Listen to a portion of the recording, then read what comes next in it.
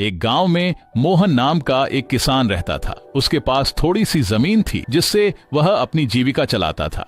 उस साल बारिश कम हुई और कई किसानों की फसलें खराब हो गईं। मोहन के पास बचत का पैसा भी नहीं था।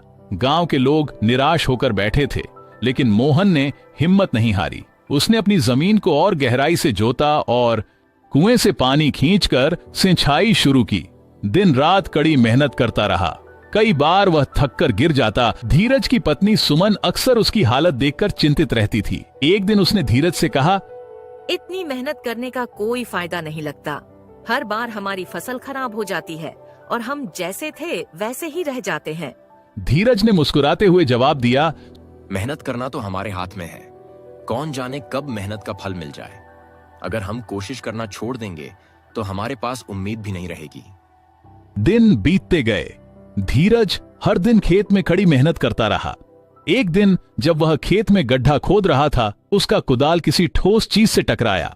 आश्चर्यचकित होकर उसने देखा कि जमीन के नीचे एक पुराना मिट्टी का बर्तन दबा हुआ है।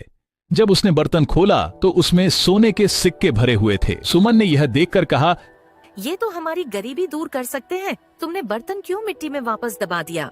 धीरज ने उसे शांत करते हुए कहा, यह धन हमारे लिए नहीं है।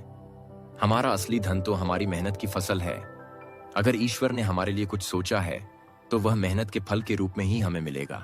लेकिन उसकी मेहनत और आत्मविश्वास उसे उठने पर मजबूर कर देते। कुछ महीनों बाद जब बाकी किसानों के खेत सूखे पड़े थे, मोहन के खेत में फसल लहलहा रही थी। गांव वालों ने उसकी लगन और मेहनत देखकर उसकी तारीफ की। मोहन ने अपनी फसल मंडी में बेची और अच्छा मुनाफा कमाया।